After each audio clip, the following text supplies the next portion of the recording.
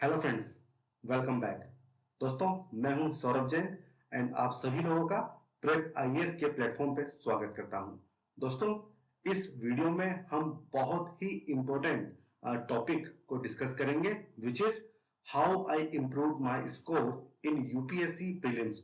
किस तरह से मैंने यूपीएससी प्रीलिम्स में अपने स्कोर को इंप्रूवमेंट किया। दोस्तों, 2018 में मेरा स्कोर था 101 एंड 2019 में मेरा स्कोर था 120। एंड दोस्तों, आप सभी जानते हैं कि जून 27 को प्रीलिम्स 2021 कंडक्ट होने वाला है एंड आने वाले एक महीने में काफी सारे लोग प्रीलिम्स की तैयारी करना स्टार्ट करेंगे। तो दोस्तों, ये एक बहुत सही समय है जिसमें मैं आपको बता सकूं कि प्रीलिम्स पास करने की एंड मोस्ट इंपॉर्टेंटली बहुत अच्छे नंबर से पास करने की मेरी स्ट्रेटजी क्या थी। एंड दोस्तों, अगर मेरी स्ट्रेटजी से किसी एक भी बंदे को बेनिफिट होता है तो it will be a very big achievement for me and my team.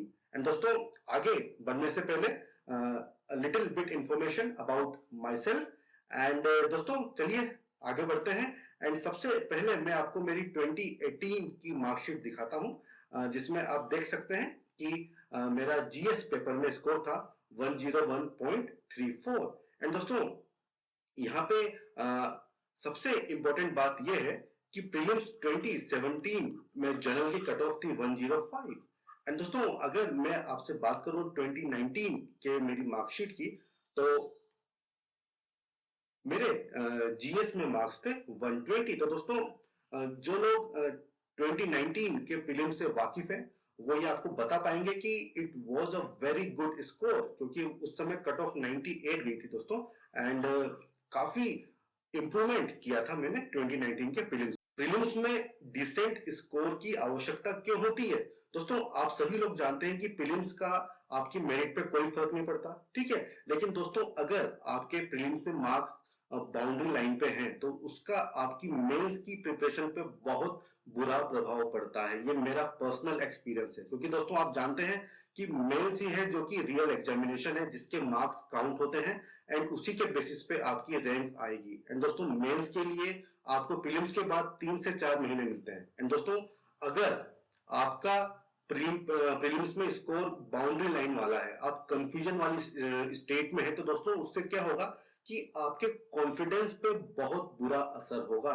And दोस्तों, इससे क्या होगा कि जो एक महीने का पीरियड होता है, प्रीलिम्स का एग्जाम आपने दिया एंड उसका रिजल्ट आया, तो दोस्तों ये जो एक महीने का पीरियड है, अगर इसमें आपकी प्रिपरेशन अच्छे से नहीं हुई तो आप मान के चलिए कि इसका आपके मेंस पे अच्छा प्रभाव नहीं पड़ेगा। और दोस्तों, आज की डेट में अगर बात करें कि ये स्कोर क्या होना चाहिए, तो अगर आपका स्कोर 110 प्लस है तो आप इसको एक डिसेंट स्कोर मान सकते हैं। तो दोस्तों, जब मेरा स्कोर 101 था तो मेरे साथ भी बहुत ऐसी समस्याएं आई थी एंड एक महीने में पढ़ाई नहीं कर पाया। और दोस्तों, ये केवल मेरी समस्या नहीं है, बहुत सारे मेरे जैसे लोग ऐसे होंगे जिनके साथ ये समस्या होती है कि उनका मार्क्स बाउंड्री पे है, ठीक है, एंड इस वजह से वो मेंस की तैयारी पे फोकस नहीं कर पा रहे। एंड दोस्तों, जब मैं प्रीलिम्स देके आया था, पूरा महीना मेरा इसी प्रॉब्लम में हुआ कि होगा कि नहीं होगा। एंड दोस्तों, फाइनली मेरा सिलेक्शन हो गया था एंड मैंने मेंस दिया। एंड दोस्तों, मेंस भी मैंने क्लियर किया था, बट मेरे मार्क्स कम थे मेंस में, इसलिए फाइनल लिस्ट में मेरा नाम नहीं था। तो दोस्तों, ये समस्या बहुत सारे लोगों के साथ होती है, होंगी भी सही। एंड मेरे इस वीडियो बनाने का पर्पज यही है कि मैं आप लोगों को सही से गाइड कर सकूं, ठीक है दोस्तों। इसके बाद दोस्तों, जैसा कि मैंने आपको बताया कि इसका असर आपकी मेंस प्रिपरेशन पर पड़ेगा, तो मेरा जब मैंने 2019 का प्रीलिम्स देने वाला था तो मेरे माइंड में ये चीज थी कि यार, जो गलतियां मैंने की वो मैं अब नहीं करूंगा, ठीक है। और मेरा फोकस होगा कि मेरा प्रीलिम्स में स्कोर अच्छा है ताकि मैं पूरे 3 से 4 महीने आराम से तसल्ली से मेंस की तैयारी कर सकूं। तो दोस्तों, इसके लिए देखिए, सबसे पहले मैंने उन गलतियों को ढूंढा जो मैंने 2018 के प्रीलिम्स में की थी। एंड दोस्तों, ये बहुत जरूरी है, आपको एनालिसिस करना आना चाहिए कि कौन सी मिस्टेक्स आपसे हुई है, भले वो प्रीलिम्स हो या मेंस हो या इंटरव्यू हो, हर स्टेज पे अगर आप अपनी मिस्टेक्स को देखेंगे, उसमें इंप्रूवमेंट करेंगे, तभी आप सफलता की सीढ़ी चढ़ पाएंगे। तो दोस्तों मैंने ये पाया कि 2018 के प्रीलिम्स में जो नंबर ऑफ क्वेश्चंस मैंने अटेम्प्ट किए थे वो काफी कम थे। दोस्तों ये पहला रीजन था। दोस्तों मैंने केवल 76 क्वेश्चन अटेम्प्ट किए थे एंड दोस्तों बाकी के 24 क्वेश्चंस ऐसे थे जिनको मैं देख भी नहीं पाया और दोस्तों उनमें से कुछ सवाल ऐसे थे जो कि डायरेक्टली एनसीईआरटी से आए थे एंड मैं उनको अटेम्प्ट भी नहीं कर पाया। तो दोस्तों ये मेरी सबसे पहली मिस्टेक थी कि मैंने क्वेश्चंस सारे अटेम्प्ट नहीं किए और कहीं ना कहीं मेरा टाइम मैनेजमेंट का ये इशू था। एंड दोस्तों ये जो मेरी गलतियां हैं ये केवल मेरी गलतियां नहीं है, बहुत सारे ऐसे लोग होंगे जिनके साथ ये गलतियां होती हैं बट वो एनालिसिस नहीं करते हैं। तो दोस्तों ऐसे सभी लोग जो चाहते हैं कि वो प्रीलिम्स क्वालिफाई करें, अच्छे नंबर से क्वालिफाई करें, उसमें अपने स्कोर में इंप्रूवमेंट लाएं, उन लोगों के लिए यह वीडियो बहुत अच्छा होने वाला है। अब दोस्तों सेकंड जो गलती थी वो ये थी कि प्रेशर कंडीशन में मैंने ऐसी सिली मिस्टेक्स की जिसको आप कहेंगे कि बचकाना गलतियां। मैं एग्जांपल के माध्यम से आपको दिखाऊंगा कि अगर एग्जाम हॉल के बाहर वो सवाल मुझसे पूछे जाते तो मैं उनको तुरंत कर देता, बट क्योंकि वो प्रेशर कंडीशन ऐसी होती है जिसकी वजह से आप आते हुए सवाल को गलत कर देते हैं। तो दोस्तों ये भी एक मिस्टेक थी मेरी और ये काफी हुआ मेरे साथ और इसकी वजह से मेरे स्कोर पे फर्क पड़ा था। एंड दोस्तों तीसरी जो समस्या थी जो मुझे समझ में आई वो ये थी दोस्तों कि इंफॉर्मेशन ब्लैकआउट। कुछ जब मैं क्वेश्चंस अटेम्प्ट कर रहा था तो ऐसा एक मोमेंट आता है कि आपको इंफॉर्मेशन आप रिकलेक्ट नहीं कर पाते। ठीक है, आपने पढ़ा हुआ है, आपको वो क्वेश्चन आता है, बट उस प्रेशर कंडीशन में, उस एनवायरमेंट में आप इंफॉर्मेशन को रिकलेक्ट नहीं कर पाते। और दोस्तों दूसरी समस्या ये होती है, मान लीजिए एक क्वेश्चन में 3 स्टेटमेंट दिए गए हैं, आप 2 स्टेटमेंट को रिकलेक्ट कर पा रहे हो बट जो तीसरा स्टेटमेंट है वो आपके माइंड में आ ही नहीं रहा, दूर किया। अब दोस्तों मैं आपको एग्जाम्पल बताता हूं। ये 2018 प्रीलिम्स का क्वेश्चन था जिसमें एनसीईआरटी ज्योग्राफी क्लास 11 से डायरेक्ट क्वेश्चन पूछा गया था फ्रेंड्स। इसमें 3 स्टेटमेंट दिए गए थे, 1 2 3। अब मुझे स्टेटमेंट 1 अच्छे से पता था, स्टेटमेंट 3 भी मुझे अच्छे से पता था, बट दोस्तों मुझे जो समस्या आ रही थी वो आ रही थी स्टेटमेंट नंबर 2 में और ये स्ट्रेट फॉरवर्ड क्वेश्चन था एनसीईआरटी से और मुझे करना चाहिए था, बट दोस्तों वो कंडीशन ऐसी थी कि मैं उस चीज को रिकलेक्ट ही नहीं कर पा रहा हूं, तो इस वजह से मेरा क्वेश्चन गलत हुआ। एंड दोस्तों अनदर एग्जांपल ये है कि 2018 में ही एक सवाल पूछा गया था कि 1935 गवर्नमेंट ऑफ इंडिया एक्ट में रेजिडरी पावर्स किसके पास थी। अब दोस्तों ये क्वेश्चन ऐसा क्वेश्चन था कि जो मैंने लक्ष्मीकांत में भी किया, ये मैंने स्पेक्ट्रम में भी पढ़ा। एंड दोस्तों अगर एग्जाम हॉल से बाहर ये सवाल मुझसे पूछा जाता तो मैं तुरंत इसका आंसर सही लगा देता, बट दोस्तों न जाने वहां क्या हुआ कि एकदम से इंफॉर्मेशन ब्लैकआउट हो गया और मैं रिकलेक्ट ही नहीं कर पा रहा हूं कि यार इसका आंसर है क्या। तो दोस्तों इस तरह की समस्या बहुत सारे लोगों के साथ होती है। एंड फ्रेंड्स अगर आप एनसीईआरटी या जो स्टैंडर्ड बुक से पूछे गए सवाल नहीं कर पा रहे तो दोस्तों ये बहुत बड़ी समस्या है, क्योंकि दोस्तों ये वो सवाल होंगे जो मैक्सिमम लोग कर पाएंगे। दोस्तों अगर कोई डिफिकल्ट क्वेश्चन है वो आपसे नहीं हो रहा है तो इतनी चिंता वाली बात हमें होती नहीं है, क्योंकि बहुत सारे लोगों के साथ वही चीज होगी, वो भी नहीं कर पाएंगे। बट दोस्तों जो आसान सवाल होते हैं अगर हम उनको भी गलत कर रहे हैं तो बहुत बड़ी समस्या है, और अगर हम ऐसा दोहराएंगे अपनी गलती को तो फिर हमारा रास्ता इतना आसान नहीं रहेगा। 2018 वो मेरा पहला अटेम्प्ट था, तो मैंने बहुत सारे रिसोर्सेज फॉलो किए। मेरे फ्रेंड्स कुछ करंट अफेयर्स पढ़ रहे हैं तो मैंने वो भी पढ़ लिए। बुक्स हैं जैसे कि वो मैंने मल्टीपल बुक्स फॉलो करी। तो दोस्तों इससे हुआ क्या कि मैं रिवीजन नहीं कर पाया, और इस वजह से हुआ क्या कि वो जो इंफॉर्मेशन थी वो कहीं ना कहीं मुझसे मिस हो गई। इसके अलावा दोस्तों अगली समस्या जो मैंने पाई वो थी टाइम मैनेजमेंट की।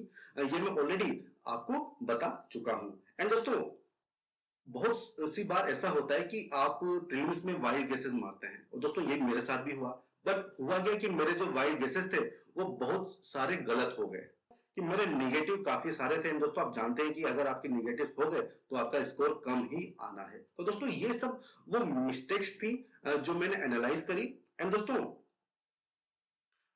ये बात मैं समझ गया था कि अगर अब भी मैं अपनी गलतियों से नहीं सीखा तो ये सबसे बड़ी मिस्टेक होगी मेरी लाइफ की। तो दोस्तों इसलिए जब मैं 2019 की तैयारी करने लगा तो मैंने ये मानस बना लिया था कि ये मेरी गलतियां हैं और इन गलतियों से मुझे सीखना है, इनको दोहराना नहीं है। एंड दोस्तों ये सभी गलतियां ऐसी हैं जो कि मैक्सिमम लोगों के साथ होती है। एंड अगर आप मुझसे कनेक्ट कर पा रहे हैं इन गलतियों को, तो दोस्तों आप ये भी देखिएगा कि मैंने किस तरह से इन गलतियों को सॉल्व किया। इससे आपको बहुत फायदा होने वाला है।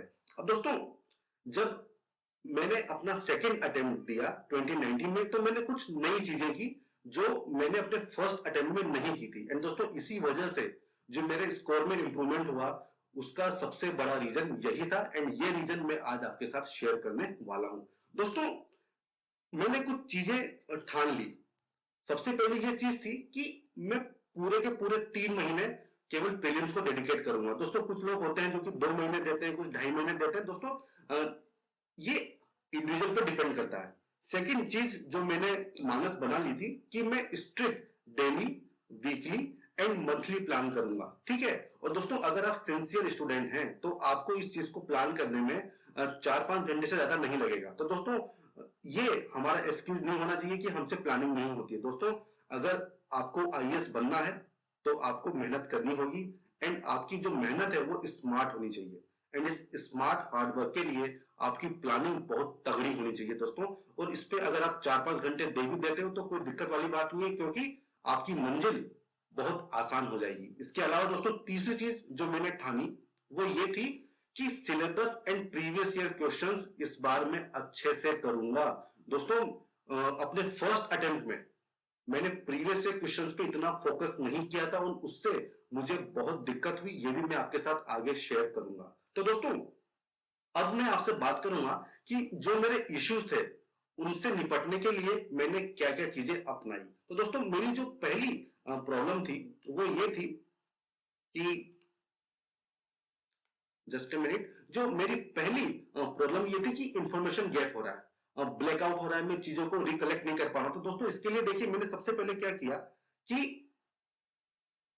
ये डिसाइड किया कि मैं मल्टीपल रिसोर्सेज फॉलो नहीं करूंगा। मेरे रिसोर्सेज लिमिटेड होंगे और ये रिसोर्सेज कौन से होंगे?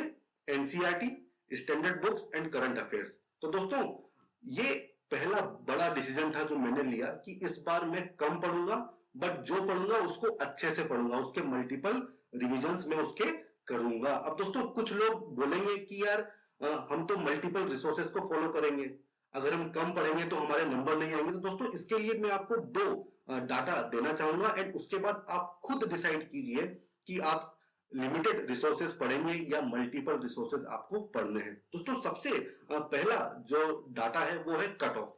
फ्रेंड्स ये यूपीएससी रिलीज करता है, ये मेरा डाटा नहीं है, ठीक है।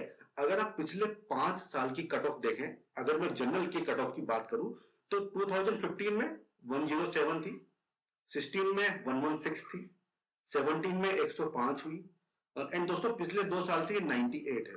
तो अगर मैं आपको रफली बताऊं तो अगर आप 50% क्वेश्चन अगर आपके सही हैं तो आपकी कट ऑफ क्लियर हो जाएगी, आपका सिलेक्शन हो जाएगा। ये मेरा पहला डाटा है। दोस्तों सेकंड जो डाटा है वो भी यूपीएससी के पेपर से आप डिराइव कर सकते हैं। दोस्तों अगर हम 2018, 2019 एंड 2020 के टाइप्स ऑफ क्वेश्चंस को देखें तो मैंने इन क्वेश्चंस को 3 कैटेगरी में डिवाइड किया है, इजी, मीडियम एंड डिफिकल्ट। दोस्तों इजी क्वेश्चन वो है कि अगर आप अपनी NCERT, standard book and current affair अच्छे से कर लें, करंट अफेयर मतलब अगर आपने न्यूज़पेपर फॉलो किया है तो आप इन क्वेश्चंस को आराम से कर पाएंगे। मीडियम क्वेश्चंस वो है कि इनको भी आप अटेम्प्ट कर सकते हैं, बट थोड़ा सा आपको दिमाग लगाना होगा।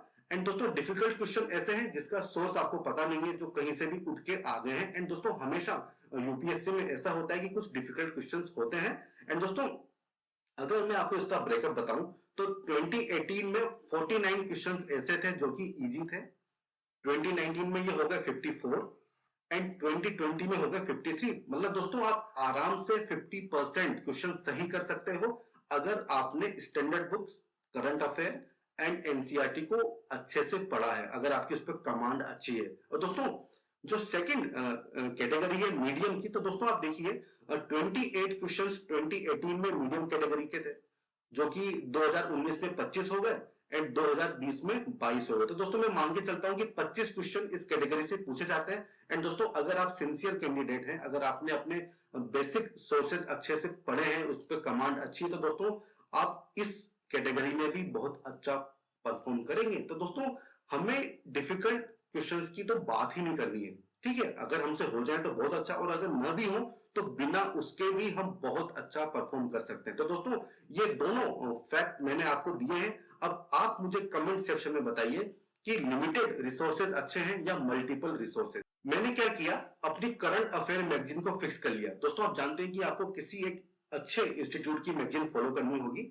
आप किसी भी इंस्टीट्यूट की फॉलो कर सकते हैं, बट जिसको भी फॉलो करे उस पर स्टिक हो जाइए। ऐसा नहीं कि मेरा फ्रेंड वो वाली पढ़ रहा है तो मैंने उसको भी देख लिया, मैं ये पढ़ रहा हूं वो तो मैं पढ़ रहा हूं। तो दोस्तों मल्टीपल रिसोर्सेज नहीं करने, ठीक है। अपने करंट अफेयर मैगजीन को फिक्स करो। एंड दोस्तों इसको पढ़ने का तरीका मैंने क्या किया था कि जो उसमें इंपॉर्टेंट इंफॉर्मेशन थी उसको मैंने हाईलाइटर से मार्क कर लिया था, ताकि जब मैं दोबारा पढ़ूं तो केवल इंपॉर्टेंट इंफॉर्मेशन पे ही मेरा ध्यान जाए। बाकी की जो इंफॉर्मेशन जो मेरे काम की नहीं है उस पर मैंने दोबारा ध्यान दिया ही नहीं। तो दोस्तों इससे क्या हुआ, मेरा टाइम काफी बचा और जो की पॉइंट्स थे वो मुझे अच्छे से याद हो गए। एंड दोस्तों इसके बाद मैंने इसका 3 बार रिवीजन किया। जो मेरा 3 महीने का टाइम लेके मैं चला था, इस 3 महीने में मैंने इस चीज को 3 बार रिवाइज किया, ताकि जो करंट अफेयर्स थे उनमें मैं गलती ना करूं। अब दोस्तों इसके बाद जो अगली चीज मैंने की वो थी मॉक टेस्ट। दोस्तों मॉक्स बहुत इंपॉर्टेंट होते हैं हमारे लिए। एंड दोस्तों मैंने विजन के पूरे 36 मॉक्स दिए थे। एंड दोस्तों ये नंबर ऑफ मॉक्स इतने मैटर नहीं करते हैं, क्या मैटर करता है कि आप उसको किस तरह से आप उसका एनालिसिस करते हो और किस तरह से अपनी गलतियों को रेक्टिफाई करते हो। तो दोस्तों इसमें इंपॉर्टेंट क्या है, एनालिसिस एंड उसका रिवीजन। तो दोस्तों मॉक्स जब आप देंगे तो आप उसमें गलतियां करेंगे, ठीक है। कुछ उसमें ऐसी चीजें होंगी क्वेश्चन जो आप आराम से कर पाएंगे, कुछ क्वेश्चंस ऐसे होंगे जो आपको नहीं आएंगे। तो दोस्तों जो क्वेश्चन आपको नहीं आते हैं उनका भी आपको रिवीजन करना है, तभी आपकी जो इंफॉर्मेशन गैप है वो फिल होगा। और दोस्तों इसका आपको फायदा मिलेगा ऑप्शंस को एलिमिनेट करने में, है ना दोस्तों। अब दोस्तों अगली जो चीज थी वो ये थी कि दोस्तों आपको बहुत सारी रिपोर्ट्स पढ़नी होती है, जैसे कि नीति आयोग की रिपोर्ट्स होगी या फिर इकोनॉमिक सर्वे आ रहा है, बजट आ रहा है। तो दोस्तों मैंने इनकी केवल समरी फॉलो की थी, ठीक है। मैंने पूरी रिपोर्ट किसी की भी नहीं पढ़ी, क्योंकि दोस्तों समरी से हमारा काम चल जाता है, भले वो प्रीलिम्स हो या मेंस हो। तो दोस्तों इस चीज का मैंने ध्यान रखा। एंड दोस्तों इसके अलावा जो गवर्नमेंट स्कीम्स इस पर डायरेक्ट क्वेश्चंस पूछे जाते हैं। तो दोस्तों ये भी मैंने एक इंस्टीट्यूट की जो बहुत रेपुटेड था उसकी मैगजीन आती है वो मैंने फॉलो करी। एंड जो इंपॉर्टेंट स्कीम्स थी उस साल की जो न्यूज में रही उस पर मैंने काफी अच्छी कमांड बना ली थी। तो दोस्तों इन सब चीजों से हुआ क्या कि जो इंफॉर्मेशन की कमी थी या जो ब्लैकआउट होता है वो मेरा नहीं होगा, ऐसा मेरा मानना था। तो दोस्तों सेकंड जो मिस्टेक थी मैंने की थी वो थी सिली मिस्टेक्स की, और टाइम मैनेजमेंट का मेरा इशू था। तो दोस्तों ये मैंने दूर किया इन मॉक्स के द्वारा। तो दोस्तों मैंने सारे के सारे मॉक्स जो मैंने टोटल 36 मॉक्स दिए थे वो सभी मैंने सीरियसली लिए, और सारे के सारे मॉक्स मैंने प्रीलिम्स के हिसाब से टाइम बाउंड मैनर में हर मॉक में 2 घंटे के टाइम में देता था। तो दोस्तों इससे हुआ क्या कि मैंने पहला पेपर दिया तो हो सकता है कि मैंने 70 क्वेश्चन ही कर पाया, दूसरा किया तो उसमें इंप्रूवमेंट हुआ। तो दोस्तों ऐसा करके क्या हुआ कि जब मैंने 36 के 36 दे लिए तो ऐसी स्थिति आ गई कि अब मैं पूरे के पूरे 100 क्वेश्चन 2 घंटे में आराम से अटेम्प्ट कर पा रहा था। तो दोस्तों ये जो मेरी जो प्रॉब्लम थी टाइम मैनेजमेंट की, ये इन मॉक से दूर हो गई। एंड दोस्तों दूसरी बात, जब मॉक मैं देता था तो उसके बाद मैं एनालिसिस करता था कि कौन सा एरिया ऐसा है जो मेरा स्ट्रॉन्ग है। दोस्तों पॉलिटी मेरा बहुत स्ट्रॉन्ग एरिया था, तो मैंने ये पाया कि अगर मैं पॉलिटी वाले क्वेश्चन में कोई वाइल्ड गेस मारता हूं तो मेरे नेगेटिव होने के चांसेस कम होते थे। तो दोस्तों इसका मुझे बहुत फायदा मिला कि मैं किस एरिया में वाइल्ड गेस मार सकता हूं, किस एरिया में नहीं मार सकता हूं, तो इससे मेरे नेगेटिव कम होंगे। अब दोस्तों अगली जो चीज मैंने की वो ये कि प्रीवियस ईयर क्वेश्चंस ये बहुत इंपॉर्टेंट होते हैं दोस्तों। ये आप किसी भी टॉपर से पूछ लीजिए, वो आपको बताएगा कि previous year questions are most important. अब दोस्तों मैंने तो 5 साल के किए थे, आप चाहें तो 10 साल के कर सकते हैं, आप चाहे तो 15 साल के कर सकते हैं। इसमें किसी भी तरह की कोई प्रॉब्लम नहीं है। दोस्तों इसमें होता क्या है कि किस तरह से यूपीएससी प्रीलिम्स में खेलता है आप पता कर पाएंगे। दोस्तों आप देखेंगे जब आप प्रीवियस से क्वेश्चंस करेंगे तो कुछ ऐसे कीवर्ड्स होते हैं जैसे कि ईच, एवरी, ऑल, ठीक है, ड्रास्टिक। तो दोस्तों ये सब अगर पिछले साल के क्वेश्चंस सॉल्व करेंगे तो आप पाएंगे कि अगर ऐसे वर्ड्स किसी स्टेटमेंट में दिए गए हैं तो 99% ऐसा होगा कि ये स्टेटमेंट गलत होगा। पर दोस्तों ये सब चीजें आप एक्सपीरियंस से ही आप डिसाइड कर सकते हैं। तो दोस्तों मैं आपको सजेस्ट करूंगा कि मॉक्स एंड प्रीवियस ईयर क्वेश्चंस आपके लिए बहुत इंपॉर्टेंट है। अगर आप अपनी गलतियों को सुधारना चाहते हैं, अपने टाइम को मैनेज करना चाहते हैं, तो आपको बहुत फायदा मिलने वाला है। अब दोस्तों इसके बाद अगर आप इतना चीजें कर लेंगे तो उसका रिजल्ट पता है आपको क्या मिलेगा? वो रिजल्ट होगा कॉन्फिडेंस। एंड दोस्तों mark my words, for UPSC civil service examination the most important thing is confidence. भले ही वो प्रीलिम्स हो, मेंस हो, इंटरव्यू हो, अगर आपके पास कॉन्फिडेंस है तो आपके सफल होने के चांसेस बढ़ जाते हैं। एंड दोस्तों अगर आपके पास कॉन्फिडेंस नहीं है तो आपको दिक्कत होगी, ये मैं आपको अपने एक्सपीरियंस के आधार पे बता सकता हूं। तो दोस्तों इतना आप कर लीजिए, आपको कॉन्फिडेंस आएगा। एंड दोस्तों कॉन्फिडेंस ही है जो चीज हमें पानी है ताकि हमसे गलतियां न हो। तो दोस्तों अब इसके बाद मैंने अपनी खुद की एक स्ट्रेटेजी डिराइव करी कि मैं किस तरह से पेपर को अटेम्प्ट करूंगा। दोस्तों ये बहुत इंपॉर्टेंट है, आप देखिए। सबसे पहले मैंने ये डिसाइड किया कि मैं अपने पेपर को 3 राउंड्स में अटेम्प्ट करूंगा। दोस्तों इसका मतलब क्या है? दोस्तों फर्स्ट राउंड में मैं केवल उन्हीं क्वेश्चंस को अटेम्प्ट करूंगा जो मुझे 100% श्योर है। दोस्तों जैसे मान लीजिए फर्स्ट क्वेश्चन आया और मुझे लगा कि वो मुझे आता है तो मैंने तुरंत उस पर टिक मारा फर्स्ट क्वेश्चन पे एंड उसका आंसर मैंने टिक कर लिया। दोस्तों उसके बाद सेकंड क्वेश्चन आया। अगर मान लीजिए सेकंड क्वेश्चन में मुझे डाउट है कि यार मुझे आता है बट कुछ मुझे इस पे एफर्ट लगाना होगा, कुछ चीजों को सोचना होगा, ऑप्शंस को एलिमिनेट करना होगा, तो दोस्तों ये क्वेश्चंस मैंने रखे सेकंड राउंड के लिए। ठीक है दोस्तों, तो उस पर क्या हुआ, मैंने जैसे मान लीजिए क्वेश्चन 2 है तो मैंने उस पर क्वेश्चन मार्क लगा दिया कि मैं इसको सेकंड राउंड में इसको अटेम्प्ट करूंगा। अब दोस्तों मान लीजिए थर्ड क्वेश्चन ऐसा है जो मुझे बिल्कुल भी उसकी हवा नहीं है, जो कि डिफिकल्ट कैटेगरी का है, तो दोस्तों मैंने क्या किया कि क्वेश्चन नंबर 3 के आगे क्रॉस मार दिया। तो दोस्तों इस तरह से ये 3 राउंड हुए। फर्स्ट राउंड में मैंने केवल वो क्वेश्चन अटेम्प्ट किए जो कि 100% मुझे श्योर थे कि ये मेरे सही होंगे। सेकंड राउंड में वो क्वेश्चन मैंने अटेम्प्ट किए जिनमें मुझे थोड़ा सा ज्यादा एफर्ट लगाना पड़ा। एंड दोस्तों थर्ड राउंड उन क्वेश्चंस के लिए था जो कि डिफिकल्ट कैटेगरी के थे। तो दोस्तों इससे हुआ क्या कि मेरा पूरा पेपर जो है वो कवर हुआ एंड ऐसा कोई भी क्वेश्चन नहीं छूटा जो मुझे आता था एंड समय न होने की वजह से मैं उसको नहीं कर पाया। तो दोस्तों अगर आप इस स्ट्रेटजी को फॉलो करेंगे तो आपका जो क्वेश्चन छूटेगा वो छूटेगा जो कि मोस्ट डिफिकल्ट क्वेश्चन है। एंड दोस्तों अगर वो छूट भी जाता है तो उसका अपने को इतना गम नहीं होगा। दोस्तों अगली चीज जो थी कि इस स्ट्रेटजी से आप मैक्सिमम क्वेश्चंस अटेम्प्ट कर सकते हैं, ये अंडरस्टूड है एकदम। एंड तीसरी चीज ये थी दोस्तों कि मैंने ये मन बना लिया था और इसकी मैंने प्रैक्टिस भी की कि मैं हर क्वेश्चन को 2 बार पढ़ूंगा एंड जो स्टेटमेंट्स दिए गए हैं, जो कि ऑप्शंस दिए गए हैं, उनको भी मैं 2 बार पढ़ूंगा। दोस्तों ये आपको हर क्वेश्चन में करने की जरूरत नहीं है क्योंकि कुछ क्वेश्चन इस चीज के लायक होते हैं, कुछ तो लायक ही नहीं होते हैं जो आप तुरंत कर दोगे। तो दोस्तों अगर आप हर क्वेश्चन हर ऑप्शन को 2 बार पढ़ते हो तो ये जो यूपीएससी जो गेम हमारे साथ खेलता है वर्ड्स के साथ, उस पर आप आराम से काबू पा सकते हो। तो दोस्तों इसका रिजल्ट क्या होगा कि आपके नेगेटिव्स काफी कम होंगे, आपकी जो मिस्टेक्स होंगी वो कम होंगी एंड आप अपना 100% जो आप दे रहे हो उसका आपको सही मायनों में फायदा मिलेगा।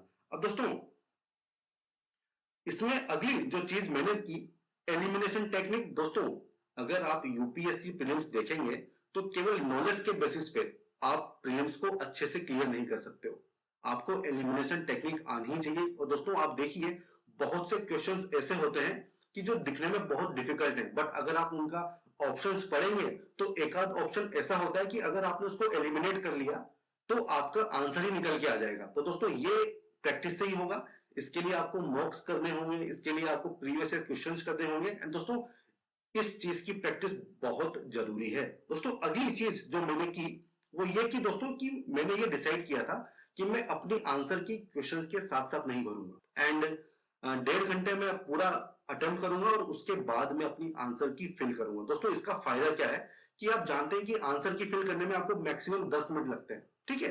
और दोस्तों 1.5 घंटे में क्या है कि आपका फर्स्ट राउंड, आपका सेकेंड राउंड ऑलरेडी हो चुका होता है। ठीक है दोस्तों, इसके बाद आप काउंट कर लीजिए कि यार आपके कितने क्वेश्चंस हो रहे हैं। अगर 80-85 क्वेश्चंस हैं तो दोस्तों आपको ये जो बाकी के 20 मिनट्स होंगे इसमें आप तुक्के मारने की जरूरत नहीं पड़ेगी। पर दोस्तों मान लीजिए अगर ऐसा हो कि आपके अटेम्प्ट्स कम हैं, तब आप बाकी के 20 मिनट में जो आपको वाइल्ड गेस करने होंगे वो आप कर सकते हैं। इसके लिए ये टेक्निक बहुत अच्छी है कि आप 1.5 घंटे में अपना पूरा 100% दे दो। ठीक है, और उसके बाद एनालाइज करो, वहीं पर मुश्किल से 10 मिनट लगते हैं कि आपको आगे के 20 मिनट में क्या करना है। दोस्तों इसके बाद आप ये डिसाइड कर सकते हैं कि आप किन क्वेश्चन में कैलकुलेटेड रिस्क ले सकते हो। एंड दोस्तों अगर आपने मॉक्स अच्छे से दिए हैं तो आपको अपने एरियाज पता होते हैं। ठीक है दोस्तों, इसके बाद दोस्तों अगली जो चीज मैंने अपनी स्ट्रेटजी बनाई थी कि मेरा पेपर 1 चाहे कैसा भी हो, मैं इस पेपर को ब्रेक में किसी के साथ भी डिस्कस नहीं करूंगा। दोस्तों होता क्या है कि अगर आपने मान लीजिए 5-6 क्वेश्चन डिस्कस किए और वो क्वेश्चन गलत हो गए तो इससे आपका सी सेट, उसकी हालत खराब हो जाएगी। ठीक है, और दोस्तों आप जानते हैं कि सी सेट भी क्वालिफाइंग है, तो दोस्तों दोनों ही पेपर हमारे लिए इंपॉर्टेंट है। आप जीएस पेपर देके आइए, जो भी ब्रेक मिलता है उसमें आप आराम कीजिए, रिलैक्स कीजिए, किसी भी तरह से किसी से भी डिस्कस मत कीजिए, अपना सीसेट पेपर 2 दीजिए। उसके बाद आपको जितना डिस्कस करना है आप करिए, आपको कोई नहीं रोकेगा। अब दोस्तों इसके बाद ये चीज थी कि जैसे प्रीलिम्स होगा मैं 7 दिन का ब्रेक लूंगा। ठीक है, भले घर जाना हो तो घर जाऊंगा, जो भी मुझे करना है मैं करूंगा, 7 दिन का ब्रेक लूंगा। एंड उसके बाद इररिस्पेक्टिव ऑफ प्रीलिम्स स्कोर मैं मेंस की तैयारी स्टार्ट कर दूंगा। दोस्तों ये चीज कहने में काफी आसान होती है, ठीक है, ये मैंने आपको पहले भी कहा था, बट दोस्तों जो लोग बाउंड्री पे होते हैं उनके लिए बहुत मुश्किल होता है इस चीज को। तो दोस्तों इसीलिए मैं बोलता हूं कि प्रीलिम्स की तैयारी भी अच्छे से करो, ताकि आपका स्कोर इतना तो रहे कि आप श्योर हो कि यार मेरा हो जाएगा। एंड दोस्तों अगर आप कोशिश करेंगे ना तो आप इस चीज पे भी पार पा सकते हैं। इसकी पूरी टेक्निक मैं आपको दे रहा हूं। एंड दोस्तों अगर इतना आप कर लेंगे तो मैं आपको अश्योर कर सकता हूं कि आपका प्रीलिम्स बहुत अच्छा होगा।